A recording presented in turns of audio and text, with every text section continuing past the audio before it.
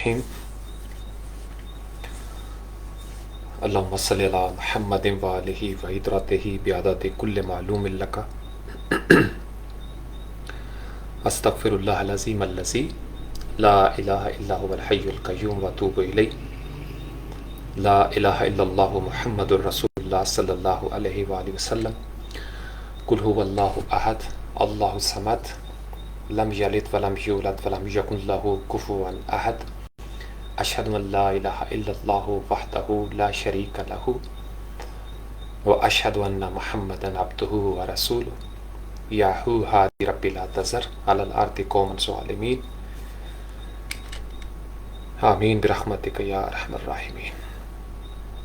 سب دیکھنے سننے والوں کو السلام علیکم ورحمۃ اللہ وبرکاتہ۔ اللہ کے علم کے حساب سے درود و سلام محمد و آل محمد پر صلی اللہ علیہ وآلہ وسلم۔ کیسے ہیں آپ سب لوگ؟ 9واں مہینہ 2021 کا ستمبر، آج اس کی 1 تاریخ ہے، پہلی تاریخ 1443 سن ہجری، محرم الحرام کا مہینہ، آخری ہفتہ چل رہا ہے محرم کا بھی۔ تو کل ہم نے بات کی تھی کہ ہر قسم کی جو خارجی لیئر ہے، حجاب ہے، اس کو ہٹا کے تو آپ نے انسان کو تلاش کرنا ہے، جو انسان بنیادی انسان ہے۔ جب ہم دنیا میں آتے ہیں تو ایک انسان ہوتا ہے یا حیوان ہوتا ہے، تو اس تک ہم کل پہنچے تھے۔ اس میں درمیان میں کچھ 1-2 جگہ پہ ویڈیو رک گئی تھی، لیکن موضوع آپ تک پہنچ گیا تھا۔ صرف ایک اس میں سہو جو ہوا ہے ٹیکنیکلی، وہ یہ تھا کہ میں نے اس کی 2 جگہ وضاحت کر دی، پوسٹ کے نیچے بھی ویڈیو کے اور صبح مارننگ سیشن میں بھی۔ ایک تو یہ ہے کہ چونکہ پہلے ذکر ہم نے کیا تھا کہ یہ جو ہمارا پلینٹ ہے کرۂ ارض، اس کو کسی دور میں جو پرانا نام تھا اس کو پینجیا کہا جاتا تھا، غالباً PANGEA۔ تو پینجیا ایک بہت بڑا خشکی کا ٹکڑا تھا، اس پوری زمین کا ایک ہی ٹکڑا تھا، سپر کانٹیننٹ آپ اس کو کہہ لیں۔ تو چونکہ پلینٹ کا لفظ پہلے آیا تھا تو فلو میں بعض اوقات یہ ہوتا ہے کہ انسان وہی لفظ جو ہے وہ دہراتا چلا جاتا ہے۔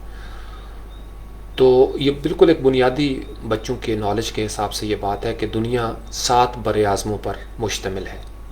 تو اوور دا ایئرس، لاکھوں سال پہلے زمین کے اندر مختلف تبدیلیاں ہوئیں۔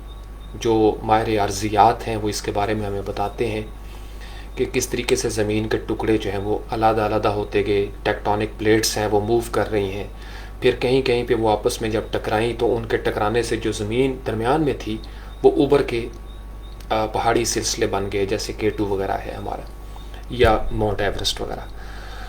تو 7 بر اعظم جو ہیں وہ مشہور ہیں۔ بنیادی طور پر وہ 6 ہیں، جن میں سے ایک بر اعظم یوریشیا جس کو کہا جاتا تھا، وہ 2 بر اعظموں سے مل کر بنا ہے، خشکی کے 2 ٹکڑے، یورپ اور ایشیا، تو ان دونوں کو ملا کر یوریشیا کہا جاتا ہے۔ تو ہیں کل 6، لیکن ان کو 7 سمجھا جاتا ہے چونکہ کلچرل ڈیفرنس ہے۔ تو یہ ایک وضاحت تھی۔ تو کل کے سفر میں آپ یقیناً آپ نے جن کی دلچسپی ہے انہوں نے تفکر کیا ہوگا، تصور کیا ہوگا، اور اگر آپ مجھے طویل عرصے سے سن رہے ہیں تو آپ کو پتہ ہے کہ میرا مزاج کیا ہے۔ جب تک انسان اپنے اوپر پڑے ہوئے پردوں کو چاک نہیں کرتا، حجابات کو ہٹاتا نہیں ہے، غشاوہ جو پڑے ہوئے ہوتے ہیں کسی بھی قسم کے، ان کو ہٹا کر اس کے اندر جھانکتا نہیں ہے، اپنے من میں ڈوب کر سراغ زندگی نہیں پاتا، تب تک انسان کو اپنی اصل سے شناسائی نہیں ہوتی۔ تو کل جو پہلا بنیادی سیشن تھا عرفان نفس کے سوال کا جواب دیتے ہوئے کہ عرفان نفس سے انسان کرنے کے لیے آپ کو انسان کی سطح پر جانا پڑے گا۔ ہر مذہب کے پیروکار کو اپنے اوپر سے تمام تر لیئرز ہٹا کر اس ایک نقطۂ آغاز پہ جانا پڑے گا جب وہ دنیا میں آیا تھا۔ اگرچہ دنیا میں آنے سے پہلے بھی ایک لمبا سفر ہے، 9 مہینے انسان اپنی رحم مادر میں رہتا ہے، اس کا ایک الگ پروسیس ہے، اور اس سے پیچھے اگر آپ چلیں تو بیضبہ اور نطفہ بیضہ اور نطفہ جو ہے، یعنی وہ ایک منزل ہے جب انسان اپنے باپ کی پشت سے، یا یہ جو ہڈیاں ہیں ان سے اچھلتے ہوئے پانی کی صورت میں وہ منتقل ہوتا ہے. تو اس سے بھی اگر آپ کرتے چلے جائیں تو ایک نفس واحدہ ہے. آدم کی تخلیق سے قبل ایک نفس واحدہ تھا، پھر اس کو 2 حصوں میں یعنی 2 جینڈر بنا دیے گئے، میل فیمیل ایک جینڈر بنا دیا گیا. تو ہم بہت پہلے یعنی 9 مہینے کے اوپر اگر بات کریں گے تو پھر ہمیں ڈاکٹروں کی ضرورت ہوگی، مشینوں کی ضرورت ہوگی تاکہ ہم اس کا جائزہ لے سکیں، چونکہ ہم خود وہاں پہ جا کے آبزرو نہیں کر سکتے. اور اگر اس سے پہلے کی بات کہ دنیا میں آنے سے پہلے ہم کہاں تھے، تو پھر ہمیں کہیں نہ کہیں یا فلسفے میں پناہ لینی پڑے گی، یا ہمیں پیغمبروں کی مدد لینا پڑے گی، یا وحی سے پوچھنا پڑے گا، یا سائنس کے اس مقام و مرتبہ کا انتظار کرنا پڑے گا کہ وہ ان چیزوں کو بھی سمجھ لے. ابھی تک تو سائنس ہومو سیپینس انسانوں کے حوالے سے اور بگ بینگ اس کائنات کے حوالے سے وہاں تک پہنچی ہے، یا ڈارک انرجی اور ڈارک میٹر کو بھی شامل کر لیں، تو انسانی عقل کے بس سے باہر ہیں وہ چیزیں. تو جو نقطۂ آغاز روزمرہ کے مشاہدے میں ہے وہ ہے انسان کے بچے کی پیدائش یا کسی حیوان کے بچے کی پیدائش. تو پیدائش سے ہم آغاز کرتے ہیں کہ پیدائشی طور پر جب کوئی جسم اپنی روح کے ساتھ اس دنیا میں آ جاتا ہے، ظاہر ہو جاتا ہے، تو اس کا دین ہوتا ہے دین فطرت. تو میں نے آپ کو ٹاسک دیا تھا کہ آپ نے اپنے اوپر سے ساری لیئرز ہٹا کر تصور میں آپ نے اپنے آپ کو ڈھونڈنا ہے، تلاش کرنا ہے. اگر آپ 40 سال کے ہیں، 50 سال کے ہیں، 60 سال کے ہیں، یا بالکل ینگ ہیں، تو آپ نے ریورس انجینئرنگ کرنی ہے. آپ اپنے اوپر دیکھتے چلے جائیں، آپ نے جو کچھ کہا، جو آپ نے حرکات و سکنات کی، جو آپ نے بولا، جو آپ نے لکھا، اس کے اوپر کون سے خارجی اثرات تھے، آپ کے مسلک کے، آپ کے مذہب کے، آپ کے خطے کے، آپ کی نسبتوں کے، آپ کے خاندان کے، قبیلے کے، جو نفسیات بنتی چلی گئی، اور کون سا انسانی اثر تھا اس کے اوپر، اس کی بیس لیئر میں. تو آج ہم انشاءاللہ تعالیٰ وہیں سے شروع کریں گے اگر آپ ایسا کرنے میں کامیاب ہوئے ہیں. کیونکہ اگر آپ ایسا نہیں کریں گے تو پھر جب بھی آپ فطرت کو سمجھنے کی کوشش کریں گے تو عین ممکن ہے کہ آپ کا مطالعہ یا آپ کا خاندان، آپ کا مسلک، آپ کا مذہب، یا آپ کا جغرافیہ، آپ کی نسبتیں فطرت کو سمجھنے میں رکاوٹ پیش آئے.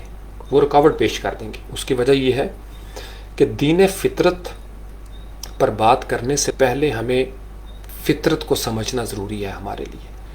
پھر ہم دین کو سمجھیں گے اس سے اگلے سیشن میں کہ دین کیا ہے.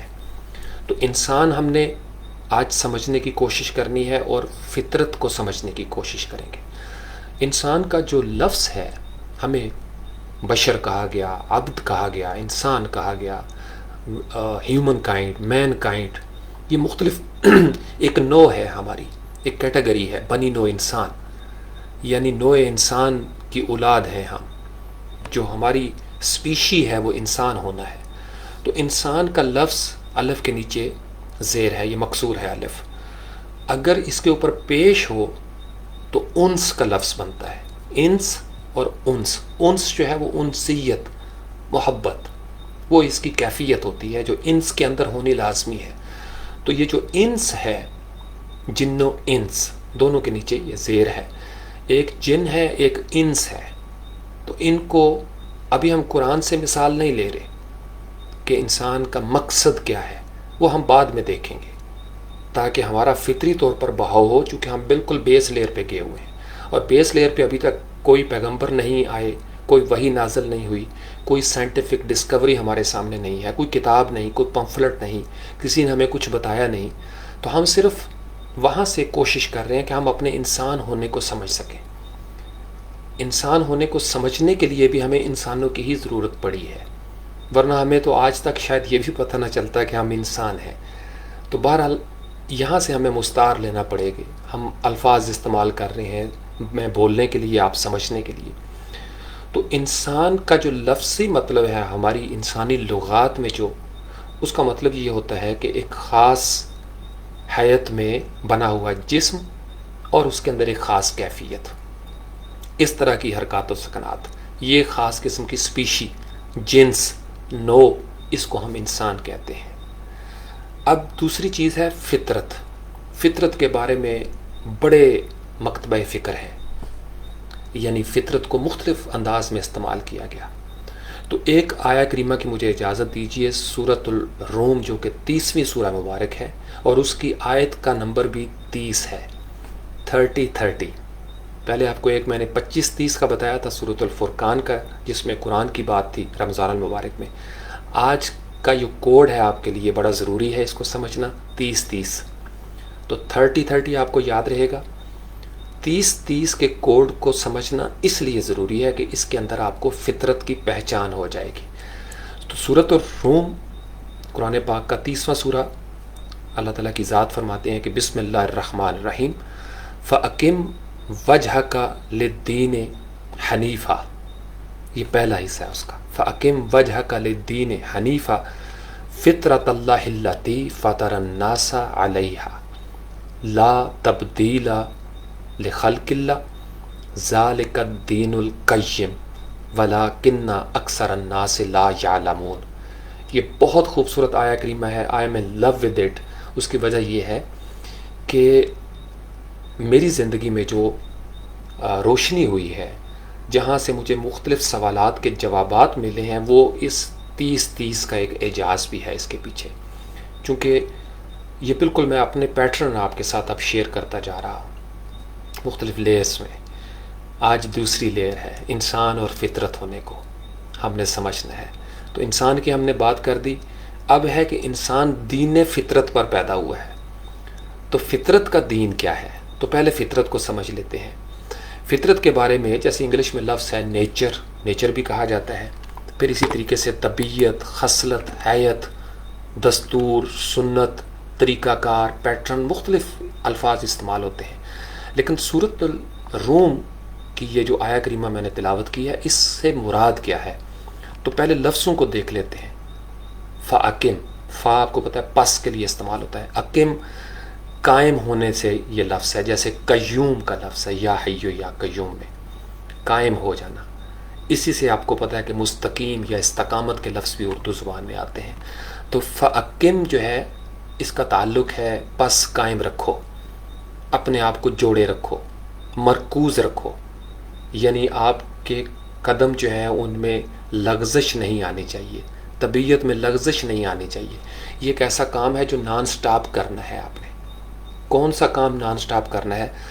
وجہ کا، وجہ کا لفظ قرآن پاک میں کئی جگہ پر چہرے کے لیے استعمال ہوا ہے، شناخت کے لیے، آئیڈینٹی کے لیے، پرسنالٹی کے لیے، جیسے کل من علیہ فان، اکثر اس کا میں نے حوالہ دیا ہے لائیو سیشن میں، کل من علیہ فان وَيَبْقَى وَجْهُ رَبِّكَ ذُو الجلال والإکرام۔ تو جو وجہ ہے اس کا تعلق یہاں پہ بھی کہ فَأَقِمْ وَجْهَكَ، اپنے چہروں کو، اپنے آپ کو، اپنی شخصیت کو، اپنی ہستی کو، اپنے وجود کو للدین حنیفہ، دین کے لیے۔ یہ جو حنیف کا مطلب ہوتا ہے یا تو سیدھا، جیسے دین حنیف، فوکس کرنا، یکسو ہو جانا، یہ سارے معنی جو ہیں وہ حنیف کے حوالے سے ہیں۔ حضرت ابراہیم علیہ السلام کے حوالے سے بھی دین حنیف کی بات ہمارے سامنے آتی ہے۔ پھر ہے فطرت کا لفظ، فطرت اللہ، اللہ کی بھی ایک فطرت ہے، حلتی، فطرت اللہ حلتی فطر الناس، ایک ہے فطرت اللہ، ایک ہے فطر الناس۔ اور یہ بڑے خوبصورت حسین امتزاج ہے نوجوان طلبہ و طالبات کے سمجھنے کے لیے، مزید تحقیق کرنے کے لیے، کہ جو فطرت ہے اللہ کی، جو فطرت اللہ کی ہے، جس پر فطر الناس علیہا، اس پر اس نے انسان کو پیدا کیا ہے۔ اب ایک اللہ کی فطرت ہے، ایک پیٹرن ہے، ایک دستور ہے، ایک قانون ہے، ایک فارمولہ ہے۔ اس فارمولے کے مطابق جو خلقت کا فارمولہ ہے، جبلت کا، طبیعت کا، سنت کا، اس کے مطابق اللہ نے انسان کو پیدا کیا ہے۔ اور یہاں پہ ناس کی بات ہوئی ہے، انسان کی بات ہوئی ہے۔ مسلمان، ہندو، عیسائی، سنی، شیعہ، وہابی، دیوبندی، اہل حدیث، فلاں فلاں فلاں، نہیں، بات نہیں ہو رہی۔ فاطر الناس، تو ایک اللہ کی فطرت ہے، ایک انسان کی فطرت ہے، اور اللہ نے انسان کو پیدا جب کیا ہے، انسان کی بیسک لیئر پہ جب وہ پیدائش کے مرحلے میں داخل ہوتا ہے تو اس کی پیدائش فطرت پر ہو رہی ہے علیہا۔ اب اس کے آگے ایک بڑا خوبصورت یونیورسل ٹروتھ ہے، چونکہ یہ عالم خلق کی بات ہو رہی ہے۔ عالم امر میں تو ایک الگ فطرت چل رہی ہے، اس کو ہم سمجھ نہیں سکتے۔ عالم امر میں روح ہے، یسألونک عن الروح قل الروح من امر ربی، سوال پوچھا جاتا ہے روح کیا ہے، آپ کہہ دیجئے صلی اللہ علیہ وسلم کہ روح جو ہے امر ربی ہے، وہ اللہ کا امر ہے۔ تو عالم امر ایک الگ عالم ہے۔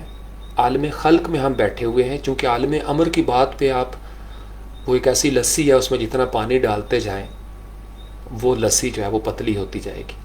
تو تصوف بہت سارے سلاسل میں اس کی گنجائش نکلی ہے۔ جو کریٹو لوگ ہیں، فلاسفر ٹائپ لوگ ہوتے ہیں، یا تھنکر یا رائٹر، وہ عالم امر کے بارے میں کیا سرائیاں کرتے رہتے ہیں۔ ہمارے لیے شریعت کچھ حدود کا تعین کرتی ہے کہ اگر ہم ان باتوں پہ الجھ گئے جن کا کوئی سرا ہاتھ نہیں آتا تو ہم متشابہات میں بہت دور نکل جائیں گے، اور جو اصلی مقصد حیات ہے اس سے ہم محروم ہو جائیں گے۔ تو اس لیے آپ کی توجہ زیادہ عالم خلق پہ رہنی چاہیے، چونکہ عالم امر کی کوئی بات، کوئی سراغ انسانی حدود کے اندر اتنی آسانی سے سماتا نہیں ہے، اور اگر سما بھی جائے، وہ بات سمجھ میں آ بھی جائے تو انسان کسی کو سمجھا نہیں پاتا، چونکہ سمجھنے والے عالم خلق میں ہیں۔ تو اس لیے بزرگ شیوخ ہمارے اکابرین اس سے منع کرتے رہے، ہمارے بس میں نہیں ہے عالم امر کی باتوں کو عالم خلق میں اس طریقے سے ظاہر کر دینا۔ تو لا تبدیل لخلق اللہ، یہاں جو عالم خلق کی بات ہے، اللہ تعالیٰ کہتے ہیں کہ میں اس میں، یہ جو میری خلقت کی پاور ہے، میں اس میں تبدیلی نہیں کرتا۔ کئی جگہ پہ یہ وَلَن تَجِدَ لِسُنَّتِ اللَّهِ تَبْدِيلًا لا تبدیل لکلمات اللہ، اس طرح کے الفاظ بھی آئے ہیں۔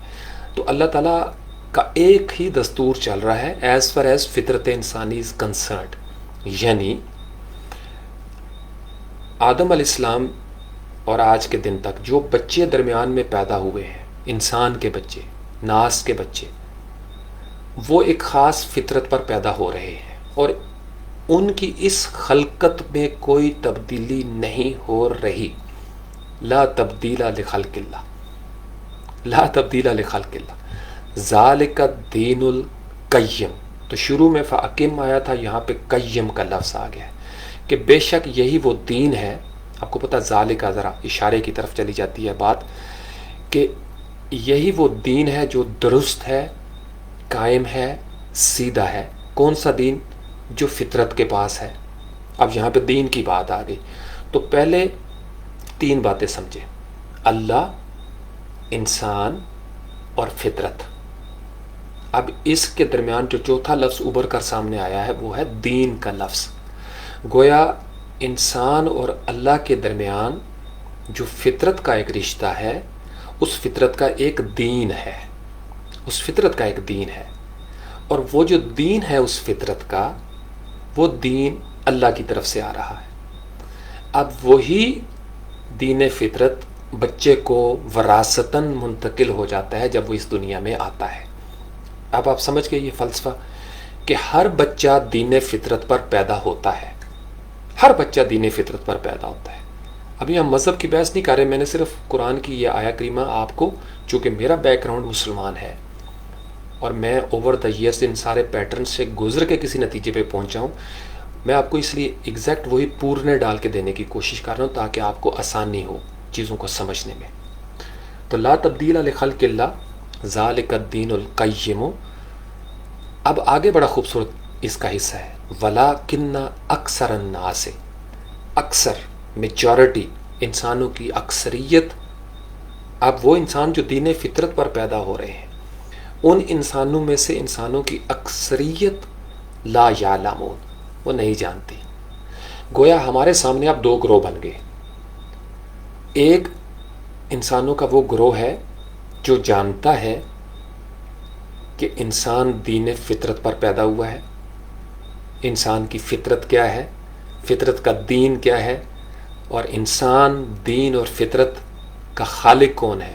ایک گروہ اس بات کو جانتا ہے اور اکثریت انسانوں کی ایسی ہے جو اس پیٹرن کو اس طریقے سے نہیں جانتی جیسا کہ جاننے کا حق ہے. تو ہم نے یہ ساری لیئرز ہٹائی اس لیے تھیں تاکہ ہم کہیں مغالطے میں پڑ نہ جائیں.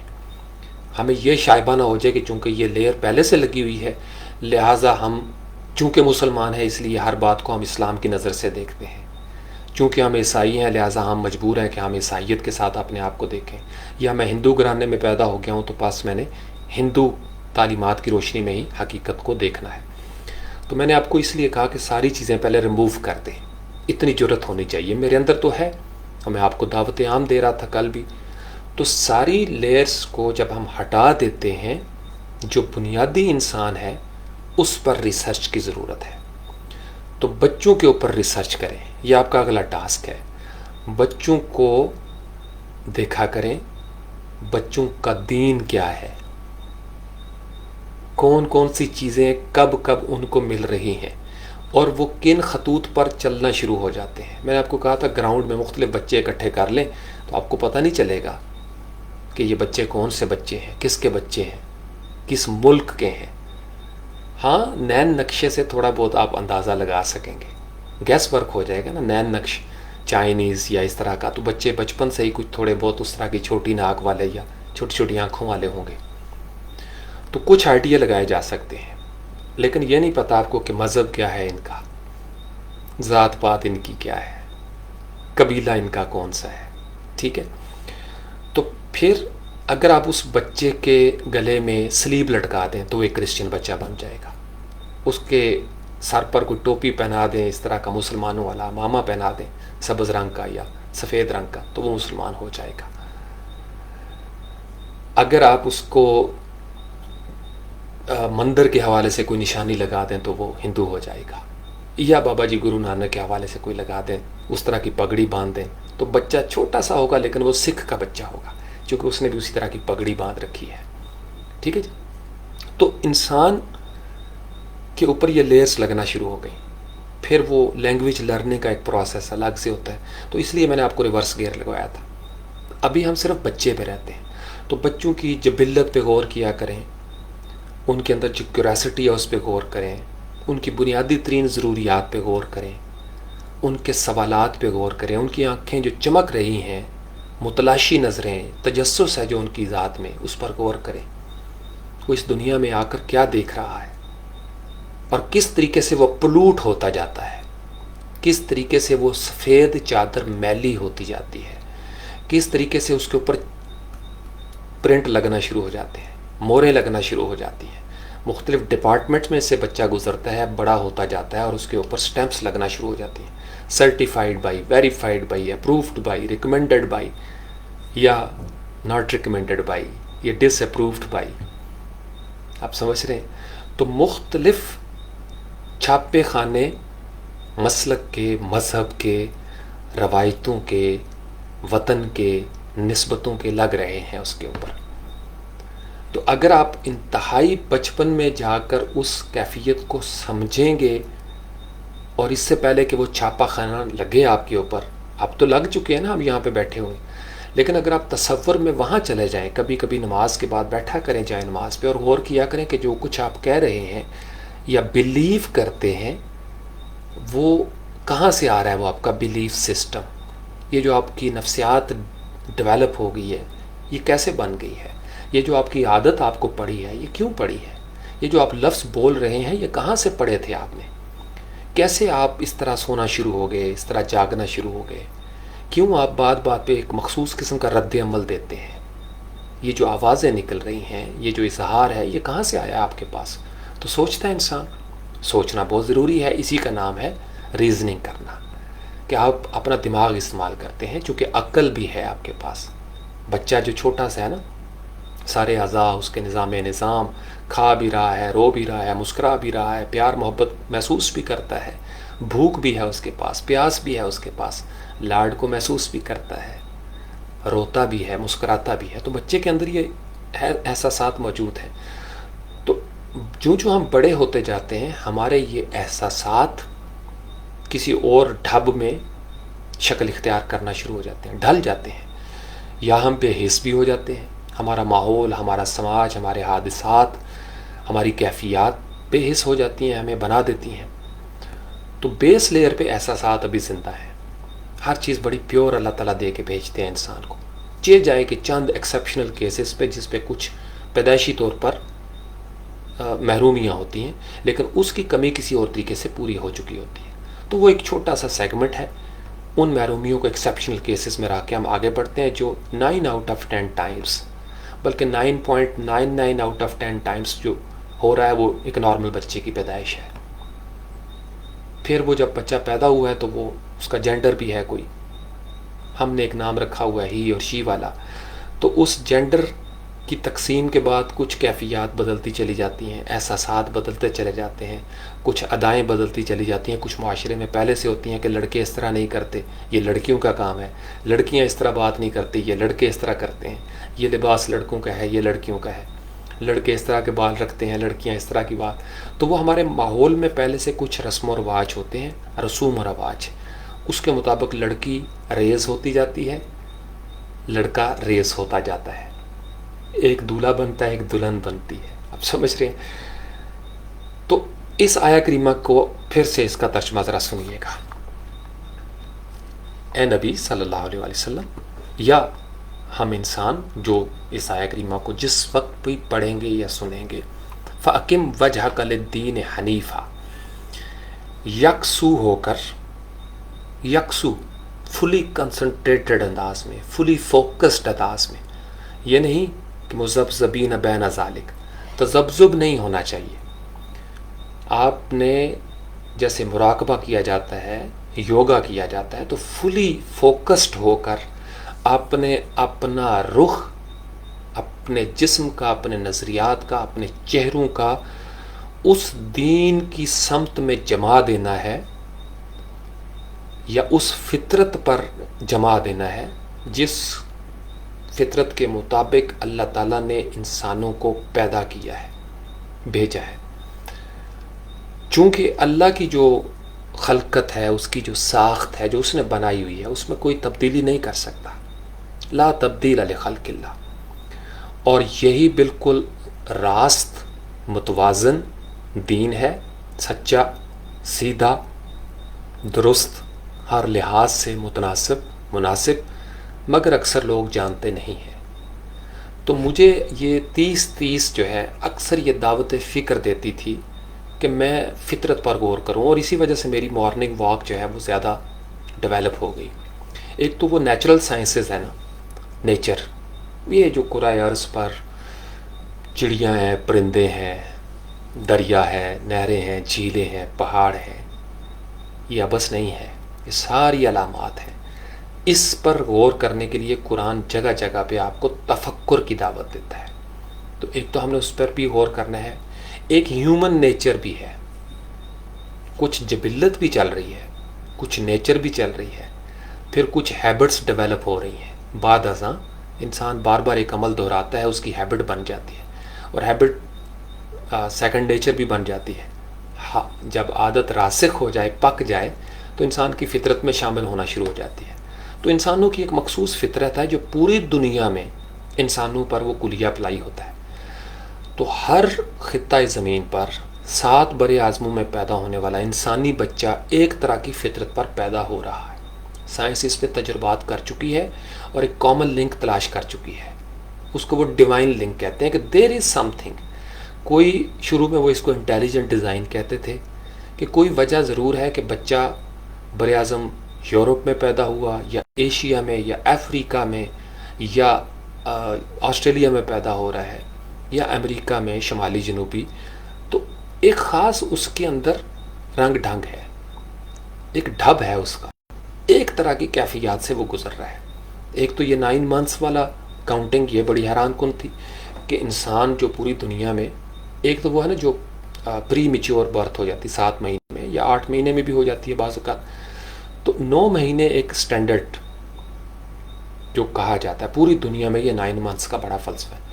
تو اس کا مطلب یہ ہے کہ کوئی ایسا کنٹرولر ہے جو اس کاؤنٹنگ کو کر رہا ہے، یا پورے 7 بر اعظموں میں پھیلے ہوئے انسانوں کا کوئی ایک کامن انسیسٹر ہونا چاہیے تھا جس کی وجہ سے یہی فارمولہ اپلائی ہو رہا ہے. تو سائنس انسیسٹر تک تو گئی، چمپینزی تک پہنچ جاتے ہیں کہ کزن ہے ہمارا، ہومو سیپینس تک پہنچ گئے ہیں، مزید آگے جائے گی سائنس، اور آخر کار اس کنٹرولر کو پا لے گی جس کی وجہ سے یہ 9 مہینے کی گنتی چل رہی ہے، جس کی وجہ سے انسان کی یہی شکل و صورت ہے.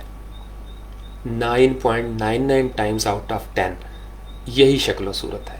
اوپر بال ہوتے ہیں، سر ہوتا ہے، سر میں دماغ ہوتا ہے، کھوپڑی کے اندر پھر ماتھا ہے، آنکھیں ہیں، پپوٹے، بھویں، وہ سارا کچھ بڑا خوبصورت ایک ناک، پھر گال ہے، میاں جناب مونچھوں کی جگہ بنائی گئی ہے، یہ ہونٹ ہے، اپر لپ، لوور لپ، پھر اس کے اندر دانت ہے، دانتوں کے پیچھے زبان ہے، تالو بنا ہوا ہے، پھر اسی طریقے سے شولڈر ہیں، کرتے جائیں پورا جسم. تو ہر جگہ پہ بچے اسی طرح ہی پیدا ہو رہے ہیں، 2 ہاتھوں والے، 2 پاؤں والے. لڑکا ایک الگ روپ میں پیدا ہو رہا ہے، لڑکی ایک الگ روپ میں پیدا ہو رہی ہے. تو سوچنے والے دماغوں کو دعوت فکر تھی کہ بھائی تم اس بچے پر غور کرو کہ دہریوں کے گھر میں بھی ایسا ہی بچہ پیدا ہو رہا ہے، عیسائی کے گھر میں بھی یہی بچہ پیدا ہو رہا ہے، سکھوں کے گھر میں، مسلمانوں کے گھر میں، ہندوؤں کے گھر میں، مجوسیوں مشرقوں کے گھر میں، عیسائی اور یہودی نصرانی سب کے گھروں میں یہی بچے پیدا ہو رہے ہیں اسی طرح کے. یہ کون ہے جو 5 انگلیاں دے کے پیدا کر رہا ہے؟ کون سا فارمولہ پیچھے لگا ہوا ہے؟ کون سا فارمولہ؟ تو سائنس یہ نہیں کہ سمجھ نہیں رہی، بہت ساری چیزیں تو سائنس سمجھ چکی ہے. تو ڈارون کی روح سے اور پھر سائنس کی روح سے اس کو انہوں نے انٹیلیجنٹ ڈیزائن اور نیچرل سلیکشن اور ایوولوشن اور پتہ نہیں کہاں کہاں پہ یہ لے گئے فلسفہ.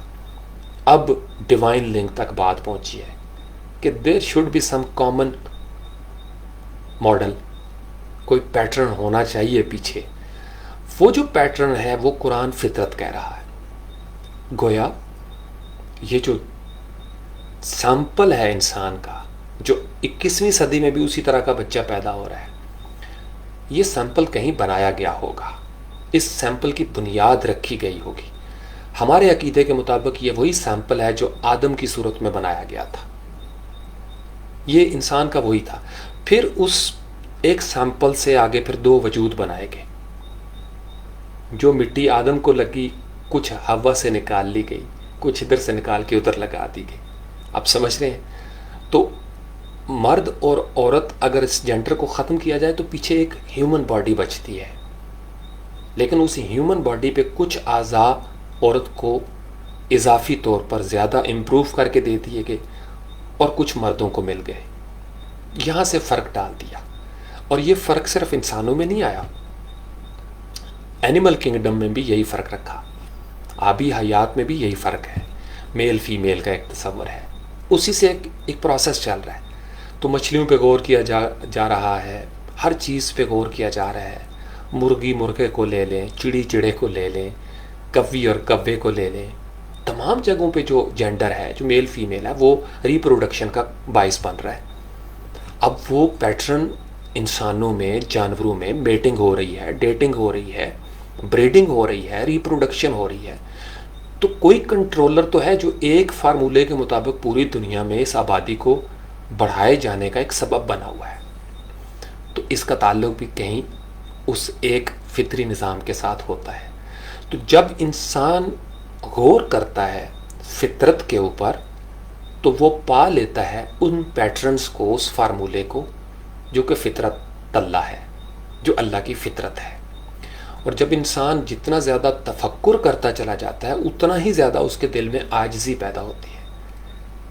میں اس لیے ان تمام سائنسدانوں کا بڑا احترام کرتا ہوں جو اپنی سائنسی تعبیرات کو، نظریات کو منوعاً بغیر کسی تحریف کے، ڈسٹارشن کے، مبالغے یا مغالطے کے عوام کے سامنے پیش کر دیتے ہیں. اور اس کے صلے میں ان کو سزائیں بھی ملی ہر دور میں، ان پر ظلم و ستم بھی ہوئے، ان کو مارا گیا، پرسیکیوشن ہوئی ان کی، چونکہ وہ ایک ایسی بات کرتے تھے جو ایگزسٹنگ نارمز کے خلاف ہوتی تھی. آپ سمجھ رہے ہیں؟ تو اس لیے فطرت کو سمجھنے کے لیے ہمیں ان لنکس کو تلاش کرنا ہے جو کامن پیٹرنز چل رہے ہیں انسانی سطح پر. ابھی صرف جسم کی دنیا میں انسانی سطح پر جو جبلت ہے، انسٹنکٹ کا لیول ہے، پیدائش کا لیول ہے، اس پہ دیکھتے چلے جائیں تو آپ دیکھیں گے کہ اس میں کئی چیزیں بچوں میں کامن چل رہی ہیں. ہر جگہ پر وہ چیزیں کامن ہیں. ان کامن چیزوں کی تلاش کریں. سائنس بھی کرتی رہتی ہے. سائنس جب کرتی ہے تو پھر وہ فطرت سے جڑتی ہے. فطرت سے جڑتی ہے تو فطرت کے فارمولے اس کے سامنے آتے ہیں، اور جب وہ فارمولوں کو دیکھتی ہے تو وہ بے ساختہ اقرار کر اٹھتی ہے کہ دیر از سم کامن ریالٹی، دیر از، ہو نہ ہو کوئی ایک ہی ہے، ہو نہ ہو ڈیزائن ایک ہی چل رہا ہے. ہاں، اس ڈیزائن میں اب جداگانہ شخصیت کے لیے ویریشن ضرور آئی ہے. تھوڑی سی کیمسٹری چینج ہوتی ہے سپرم کے اندر، ڈی این اے میں، اور ایک نیا انسان وجود میں آ جاتا ہے.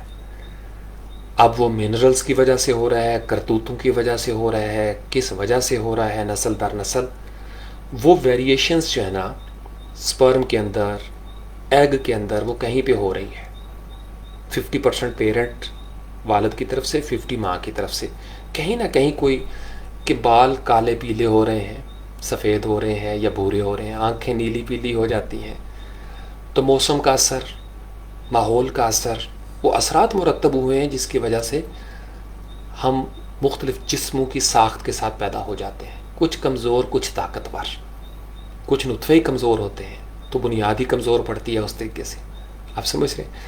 تو گویا انسان کے اندر یہ جو ویریشنز ہیں یہ بھی خوبصورتی ہے. یہ جو تنوع ہے، متنوع قسم کے نئے نقشے جو ہمیں نظر آتے ہیں. اوورآل تو اگر آپ غور کریں، میں نے ایک دفعہ ریسرچ کی تھی تو 3 بڑے بڑے جو نئے نقشے نظر آتے ہیں وہ وہی ہیں جو میرا تھیسس یہ ہے کہ وہ یقیناً حام، سام اور یافس کے ہیں. یہ جو 3 دنیا میں بڑے بڑے نئے نقش ہمیں اس وقت نظر آتے ہیں، اگرچہ ان میں سب کیٹیگرائزیشن ہوئی. اگر آپ کو سمجھ نہیں آتی کہ سب کیٹیگریز کیسے ہوئی ہوگی تو صرف اردو زبان پہ غور کر لیں.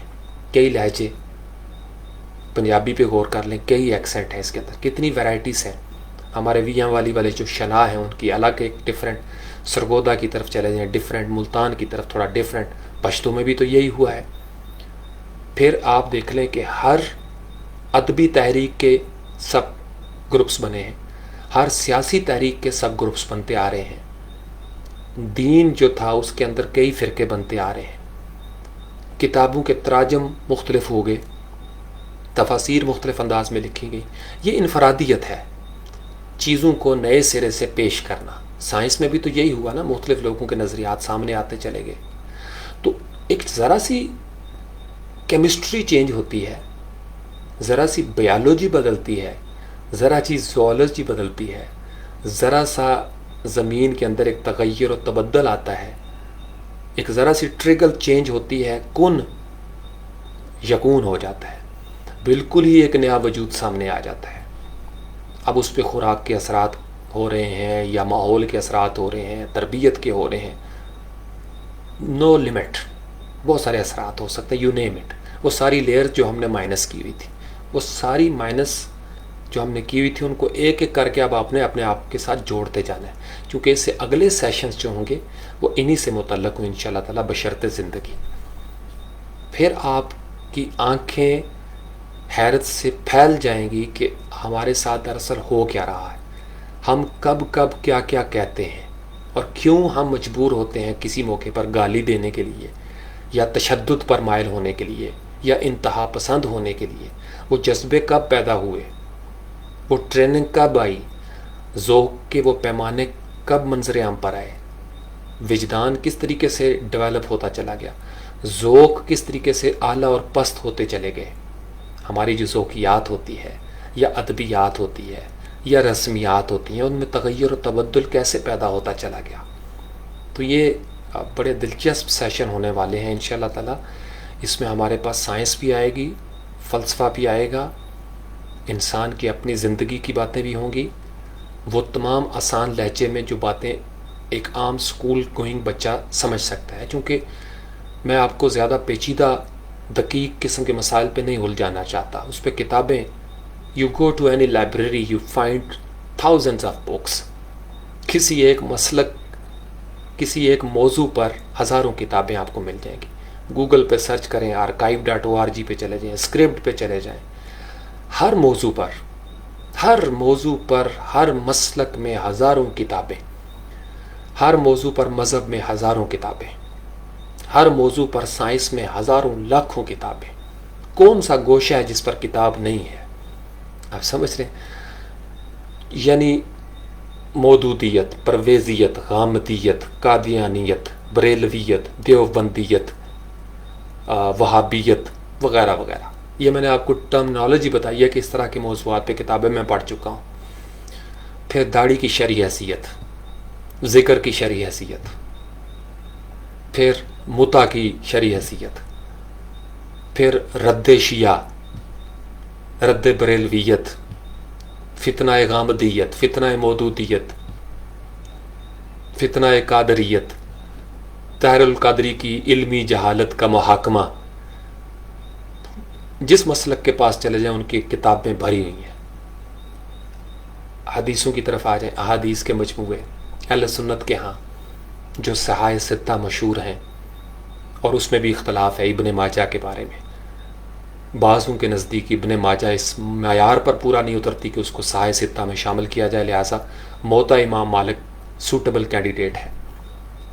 صحیح بخاری کو دیکھ لیں، 6 لاکھ احادیث، اس میں سے چھانٹی کرتے کرتے کرتے کچھ احادیث، اور زمانہ ہے امام حسن عسکری کے، امام ہادی ان کے دور کا یہ زمانہ ہے.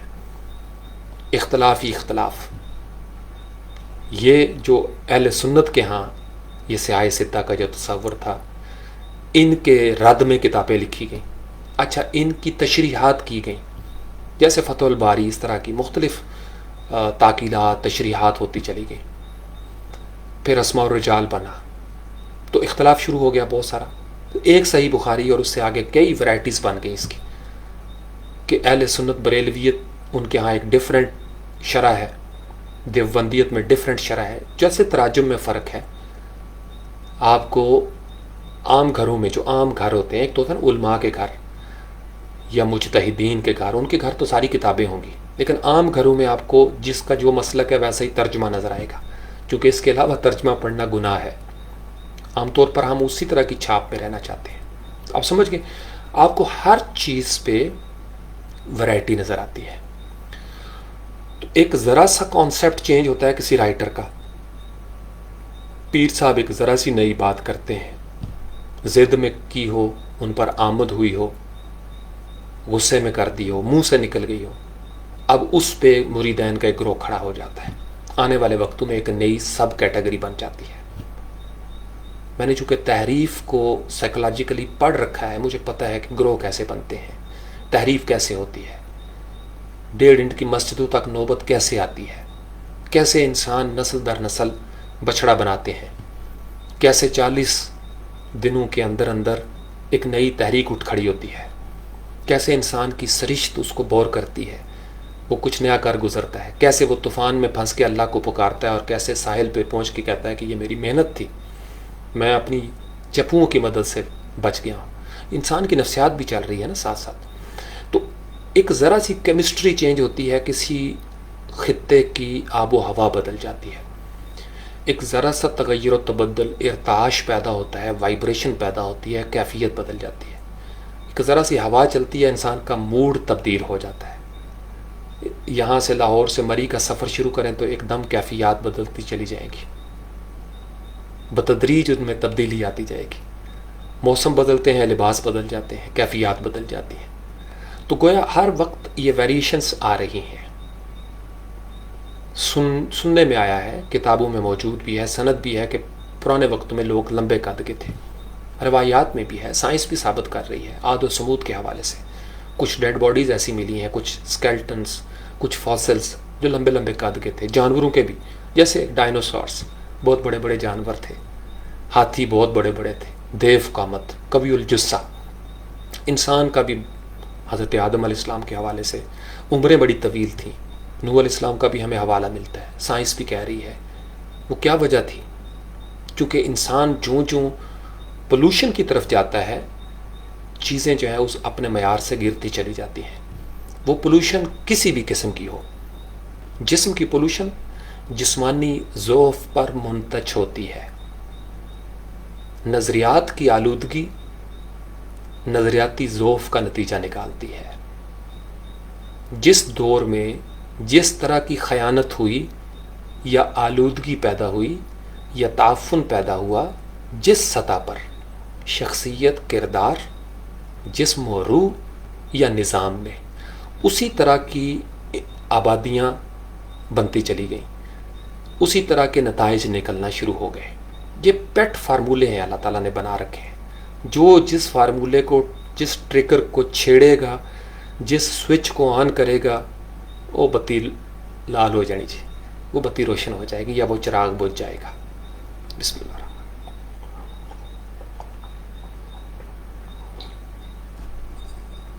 یا حی یا قیوم. جی وعلیکم السلام ورحمۃ اللہ وبرکاتہ. عبدالحاد، رضوان، محمد علی سلیم، وعلیکم السلام. میں نے ابھی دیکھا ہے، چونکہ میں یہ چاہتا ہوں کہ موضوع آپ تک پہنچ جائے. یہ باتیں تہجد کے وقت کی باتیں ہیں، چونکہ تہجد پڑھ کے وضو میں بیٹھا ہوں کہ چلیں فجر کی اذانوں سے پہلے آپ تک کچھ فلو میں یہ باتیں چلی جائیں. کیونکہ ریکارڈ کرنا یا ایڈٹ کرنا، اس میں تھوڑا آرٹیفیشیلٹی آ جاتی ہے، وچ آئی ڈونٹ وانٹ. میں یہ چاہتا ہوں کہ آپ ان میں سے اخذ کریں، چونکہ یہ جو ہمارے ماخذ ہوتے ہیں، منابع، ہمارے جو مراجع ہوتے ہیں، جس جگہ پہ ہم رجوع کرتے ہیں، جہاں سے چیزوں کو اخذ کرتے ہیں، جو ہمارا محور و مرکز یا منبع ہوتا ہے کسی چیز کا، یا جہاں سے کوئی چیز پھوٹتی ہے، مصادر جو مصدر ہوتا ہے، جہاں سے کوئی چیز ہم لے رہے ہوتے ہیں، روٹ. میں یہ چاہتا ہوں کہ آپ ان چیزوں تک پہنچیں. انسان کی بنیادی لیئر بہت بڑا ماخذ ہے، یہ بہت بڑا مصدر ہے، یہ بہت بڑا منبع ہے، یہ بہت بڑا آپ کے مراجع میں اس کا شمار ہوتا ہے. تو مراجع جس کی طرف رجوع کیا جائے، مؤخذ جہاں سے چیز اخذ کی جائے، منابع جو منبع ہے اس کی جمع ہے، مصادر مصدر کی جمع ہے. یہ مختلف الفاظ ہیں، جیسے حوالہ جات ریسرچ پیپرز میں لکھے جاتے ہیں، اور ان حوالہ جات میں ہم بتاتے ہیں کہ ہم نے چیزیں کہاں سے اخذ کیں، کشید کیں، کہاں سے حوالے لیے، سورسز ہمارے کیا ہیں، معتبر ذرائع ہیں یا غیر معتبر ذرائع ہیں. ان کی ایویلویشن کی جاتی ہے ریسرچ کے اندر. آپ نے ضعیف احادیث لیں جو کہ موضوع تھیں، یعنی من گھڑت تھیں، فیبریکیٹڈ تھیں، یا آپ نے صحیح احادیث لیں جو کہ مرفوع ہیں، موضوع نہیں ہیں، یا حسن کے درجے پر ہیں. کیونکہ بہت ساری حدیثیں، احادیث جیسے غریب کہا جاتا ہے، منکر کہا جاتا ہے، یا گھڑی ہوئی، تو آپ کو دیکھنا یہ پڑے گا. اور اس پہ بھی ویریشنز ہیں کہ ایک کے ہاں جو حدیث غریب ہے، دوسرے کے ہاں اس کا تواتر دکھائی دیتا ہے. ایک راوی جو ہے اس پہ ایک متفق ہے، دوسرا اس پہ متفق نہیں. کسی کے ہاں کچھ راوی ملتے ہی نہیں ہیں، جیسے وہ ایگزسٹ ہی نہیں کرتے تھے. جیسے بہت ساری اہل سنت کے ہاں بھی ہمیں کچھ چیزیں مسنگس میں نظر آتی ہیں. اور یہ انسانی سقم ہے، انسانی اغلاط ہو جاتی ہیں، چونکہ انسان کا علم کامل نہیں ہے، انسان کی تلاش ادھوری ہے. پھر جس دور میں جو کام ہوتا ہے اس کے سیاسی جبر و تسلط کو بھی مد نظر رکھنا پڑتا ہے. کوئی مجبوریاں ہوں گی، کوئی وجوہات ہوں گی، کوئی نسبتیں ہوں گی، سو معاملات ہوتے ہیں. میں اس سے زیادہ اس لیے نہیں بڑا کرتا چونکہ اسی وجہ سے امت تقسیم ہو چکی ہے، بڑے بڑے گروہ بن چکے ہیں. تو میں اگر اس حد سے آگے بڑھوں گا تو میں کہیں نہ کہیں میرا وزن جو ہے نا وہ پڑ جائے گا اس پہ لڑنے میں. میں نے اس لیے ہمیشہ آپ کو بھی بچا کے رکھا ہے. آپ میں سے اگر کچھ سوال بھی کرتے ہیں جو فقہ سے ریلیٹڈ ہو، چونکہ فقہ کے آئمہ کرام کا ایک الگ کہانی ہے، اس میں بھی بڑی ویریشنز ہیں. صرف حنفیوں کے ہاں اگر آپ دیکھ لیں، حناف جو ہیں، احناف کے ہاں کئی ویریشنز آ گئی ہیں تو سارے اہل سنت کے یہ جن کو آئمہ اربعہ کہا جاتا ہے. پانچویں فقہ جعفریہ کا وہ چل رہا ہے، امام جعفر صادق کا.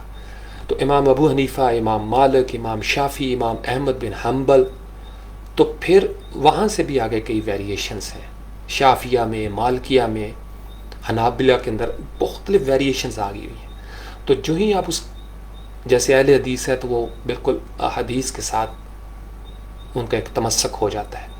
تو جو ہی آپ ایک باؤنڈری سے نکلتے ہیں تو آپ کسی ٹریپ میں آ جاتے ہیں, آپ کی ایک الگ شناخت بن جاتی ہے, اور اگر وہ بن گئی تو پھر آپ اسی اینک سے دیکھیں گے چیزوں کو.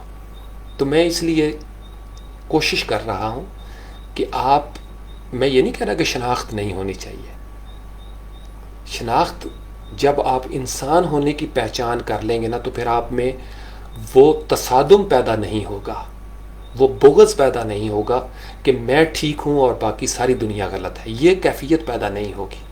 پھر آپ سمجھ جائیں گے لا اکراہ فی الدین قد تبین الرشد من الغی, کہ دین میں جبر جب کہا گیا کہ نہیں ہے تو اس سے مراد کیا ہے.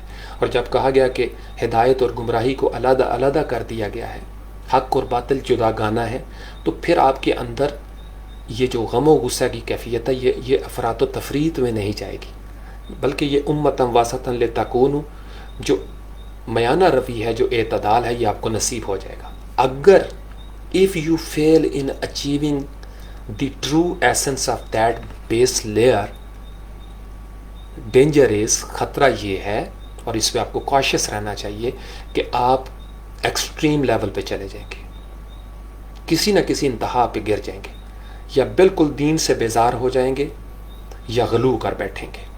اور دین دونوں انتہاؤں سے بچنے کی تلقین کرتا ہے, اس لیے صراط مستقیم درمیان میں رکھا گیا ہے, دونوں انتہاؤں سے روکا گیا ہے. یعنی یہ بھی نہیں کہ آپ بالکل ان چیزوں سے باہر نکل جائیں, اور ایسا بھی نہیں کہ اتنا غلو کریں کہ اپنے سوا آپ کو کوئی اور دکھائی نہ دے. اس سے دین روکتا ہے.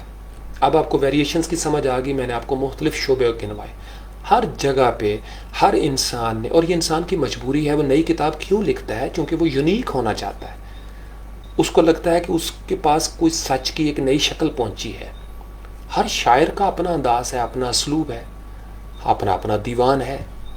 میر تقی میر, قتیل شفائی, غالب حسد, مرزا اسد اللہ خان غالب, ساگر صدیقی, علامہ اقبال, درد, عدم, پروین شاکر, کشور نہیں, جن کو دیکھ لیں آپ, مجید امجد کو دیکھ لیں, نون میم راشد کو دیکھ لیں, میرا جی کو دیکھ لیں, سب کا اپنا اپنا اسلوب ہے, اپنا انداز ہے, اور سب کو لگتا ہے کہ بس ان کے پاس جو شعریات ہے وہی جدا گانا ہے. اب اس پہ کوئی مسئلہ کھڑا کر دے تو بنتے ہیں مسلک. کوئی میر کو دیوانگی کے ساتھ چاہتے ہیں, کسی کو ہمارے جون ایلیا پسند ہے, اللہ کریم غریق رحمت کرے, کسی کو احمد ندیم قاسمی سے عشق ہو جاتا ہے, کوئی فیض کا دیوانہ, کوئی احمد فراز پر لٹو ہو جاتا ہے. تو اپنی اپنی چوائس ہے. انگلش میں بھی یہی ہوا, ہندو شعرا میں بھی یہی ہوا, نثر نگاروں میں یہی ہو رہا ہے. ویرائٹی ہے. پھر وہ ویرائٹی جہاں پہ ٹیون ہو جاتی ہے میرے ساتھ یا میری کسی لیئر کے ساتھ, تو بس میں اسی کا ہو جاتا ہوں. جیسے آپ کو میں نے بتایا کہ جدید دور میں جب ہم لڑکپن سے جوانی کی طرف جا رہے تھے تو بہت سارے لوگ منظر عام پر تھے. اس وقت بھی بابا جی اشفاق بھی تھے, اور بہت سارے اس طرح کے لوگ تھے, لیکن اپنا دل اٹک گیا واسف باسفا کے ساتھ. آج کے دن تک اس اٹکنے میں کوئی کمی واقعہ نہیں ہوئی. اب بہت سارے میرے ساتھ کے دوست تھے جو پروفیسر احمد رفیق اختر صاحب کی طرف چلے گئے. میرے ساتھ کے دوست, کچھ میرے شاگرد بھی احمد رفیق اختر صاحب کی طرف چلے گئے. اپنی اپنی چوائس, اپنی اپنی کیمسٹری جہاں پہ مل جاتی ہے. موٹیویشنل سپیکرز کو دیکھ لیں, باندھ باندھ کی بولیاں بولنے والے موٹیویشنل سپیکر ہیں. جس کی بات سمجھ میں آ گئی وہ اس کے ساتھ جڑ جاتا ہے. تو یہ پوری انسانی تاریخ میں ہر خطہ زمین پر یہی پیٹرن چل رہے ہیں. ہر استاد کی بات سمجھ میں نہیں آتی. عام سے استاد ہوتے ہیں, کوئی خاص استاد ہوتے ہیں, کچھ محب اور محبوب والے رشتے میں پرو لیے جاتے ہیں. جیسے سوات سے ایک بندہ اٹھتا ہے, قصور میں آ کے مرید ہو رہا ہے. قصور والے کو وہ پیر نظر نہیں آئے. قصور والا اٹھتا ہے اور سوات میں جا کے شلوانڈی شریف میں مرید ہو جاتا ہے. آپ سمجھ رہے ہیں؟ تو کہیں نہ کہیں جوڑیاں بن رہی ہیں, کچھ معاملات بن رہے ہیں. تو اس لیے فطرت یہ بڑا دلچسپ موضوع ہے. فطرت میں ویریشنز کرنے سے, جیسے ایٹمک بانڈز ہوتے ہیں نا, کیمسٹری کی زبان میں سمجھا دیتا ہوں. تو H2O بن گیا, پانی بن گیا. پھر ہائیڈروجن اور آکسیجن کا اوپر نیچے کر دیں تھوڑی سی تو کچھ اور چیز بن جائے گی, H2SO4 بن گیا. کہیں پہ NaCl بن گیا. یہ جو فارمولے آپ نے پڑھے ہوئے ہیں یہ آپ کا پیریوڈک ٹیبل ہوتا ہے. تو چیزوں کے اندر یہی ہائیڈروجن، یہی نائٹروجن، یہی کاربن، خاص کر یہ جو نائٹروجن اور کاربن وغیرہ یہ اوپر ستاروں میں بھی آپ کو نظر آ رہی ہے ساری ہائیڈروجن وغیرہ. کیمسٹری چونکہ ڈیفرنٹ ہوتی ہے، مریخ کے اندر فارمولا تھوڑا ڈیفرنٹ ہے تو وہاں پہ زندگی اس طریقے سے نظر نہیں آتی. ریڈ پلینٹ کہا جاتا ہے. چاند کی کیمسٹری اور ہے، سورج کی اور ہے. وہی چیز جو یہاں پہ آ کے معتدل ہو گئی ہے، سورج میں انتہا پر قریب نہیں جا سکتی. سیارے جو ہیں وہ تو ہیں ہی سارے گیسز، آپ سمجھ رہے ہیں. تو پھلوں کے اندر زمین ایک ہی ہے، یہ خشکی کی قطعات ہیں. بیج کے اندر کچھ ہوتا ہے، اس بیج میں دفن فارمولے کی روح سے زمین اس کو وہ ماحول پرووائڈ کر دیتی ہے. ویسے منرلز ایک ہی طرح کے ہیں، ایک ہی زمین ہے، ایک کنال زمین ہے. اس کے اندر آپ مختلف بیج لگاتے ہیں، مختلف فصلیں اگ جاتی ہیں. ایک کیاری میں آپ نے لہسن لگا دیا، دوسرے میں آپ نے پیاز لگا دیے، ایک پہ آپ نے کدو کی بیل لگا دی، ایک پہ توریاں لگا دی آپ نے، ایک میں پھول لگا دیے آپ نے. زمین ایک ہی ہے، ایک جیسا پانی دے رہے ہیں، ایک جیسی کھاد دے رہے ہیں، لیکن رنگ مختلف، ذائقے مختلف، خوشبوئیں مختلف. What's happening? تو بیج میں فارمولا تھا، یہ یاد رکھیے گا. فارمولا زمین نے نہیں دیا، فارمولا بیج میں تھا. یہ لفظ لکھ لیں اپنے پاس، کام آئے گا. فارمولا بیج میں ہوتا ہے، فارمولا سپرم میں ہے، باقی مٹی اس کو ماحول پرووائڈ کرتی ہے اور اس ماحول میں بھی فارمولا ہے. یہی وجہ ہے کہ میدانی علاقے کا سیب اور پہاڑی علاقے کا سیب مختلف ہو جاتا ہے. سعودی عرب میں کوئی اور طرح کا پھل جو سعودی عرب میں اگتا ہے وہ ہمارے ہاں نہیں اگ پاتا. بلوچستان کا اور مزاج، بلتستان کے پھل میوہ جات کا مزاج ہی ڈفرینٹ ہے. کیا وجہ ہے؟ آب و ہوا، مٹی. گویا بیج تو وہی ہے، فارمولا ڈفرینٹ ہے. چائنا سے آپ کوئی بچہ یہاں پہ پاکستان میں لا کے پالیں تو اس کی دوسری تیسری نسل پھر وہی پاکستانیوں جیسی ہونا شروع ہو جائے گی. یا میں یا آپ چائنا میں چلے جائیں اور وہاں پہ شادی کریں تو ہماری دوسری تیسری نسل وہ چنگ سیاؤ پینگ ہو جائے گی. ٹھیک ہے. منرلز اثر انداز ہو رہے ہیں، جسم کے اوپر بہت سارے اثرات آ رہے ہیں. فارمولے ہو کیا رہا ہے؟ کیمسٹری چینج ہو جاتی ہے. ایک ذرا سا ایسے تنکا جس کو کہتے ہیں نا، جیسے شیطان کے بارے میں مشہور ہے کہ وہ صرف فنگرنگ کرتا ہے. وسوسہ ایک فنگرنگ ہے.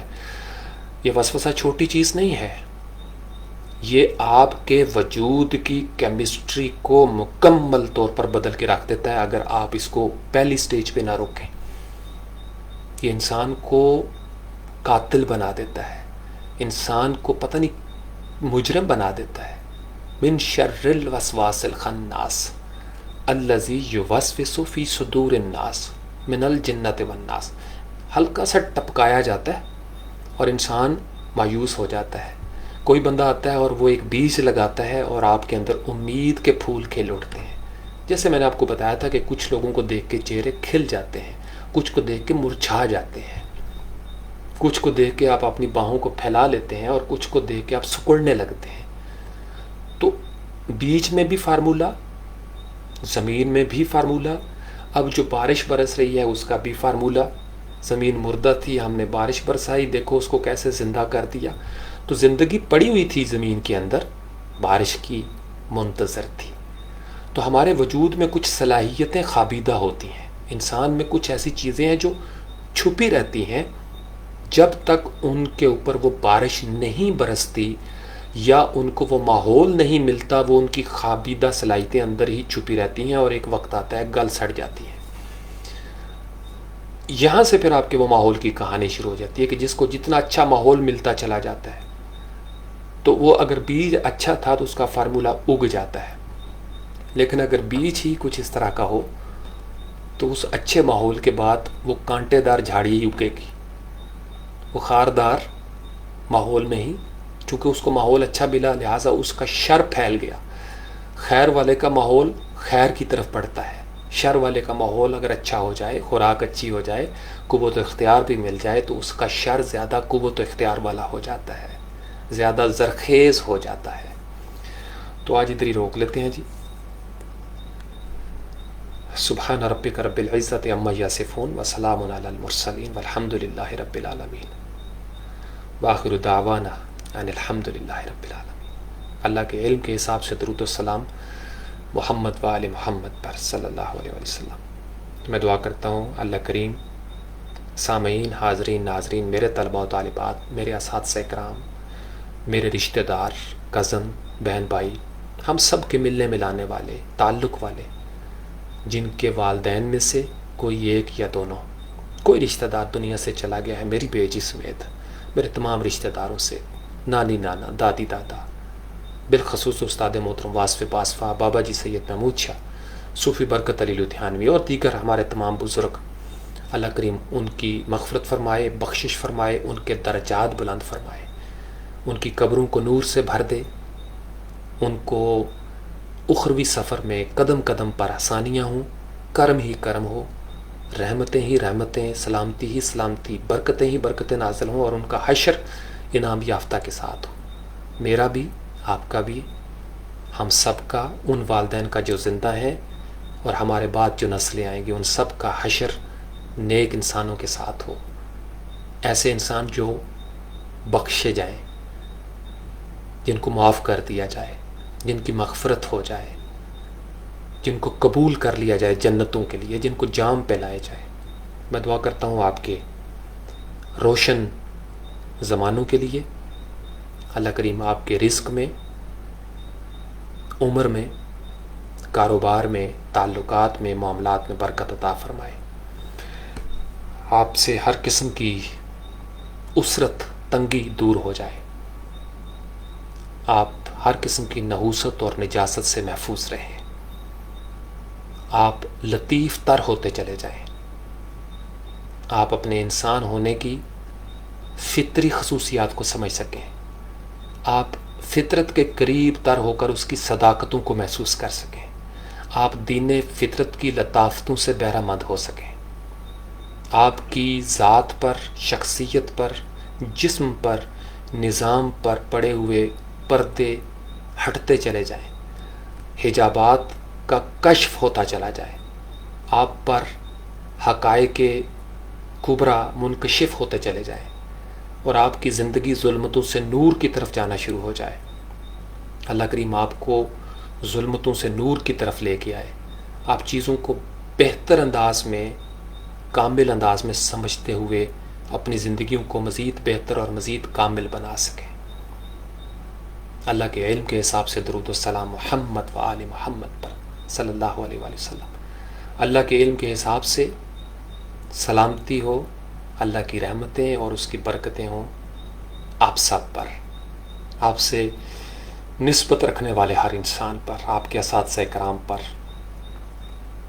مجھ پر نسبت رکھنے والے ہر انسان پر، میرے تعلق والے ہر انسان پر، ہر خطے پر رحمتیں نازل ہوں اللہ کی طرف سے، سلامتی ہو اور برکتیں نازل ہوں۔ السلام علیکہ ایھا النبی ورحمۃ اللہ وبرکاتہ، السلام علینا وعلی عباد اللہ الصالحین، رب ارحمہما کما ربیانی صغیرا، رب ارحمہما کما ربیانی صغیرا، رب ارحمہما کما ربیانی صغیرا، ربنا اغفر لی ولوالدی وللمؤمنین یوم یقوم الحساب، آمین برحمتک یا ارحم الراحمین، یا حی یا قیوم، یا حی یا قیوم، یا حی یا قیوم، یا حکیم، یا غفور، یا ودود، برحمتک استغیث۔ چھف بادشاہ۔ السلام علیکم ورحمۃ اللہ وبرکاتہ۔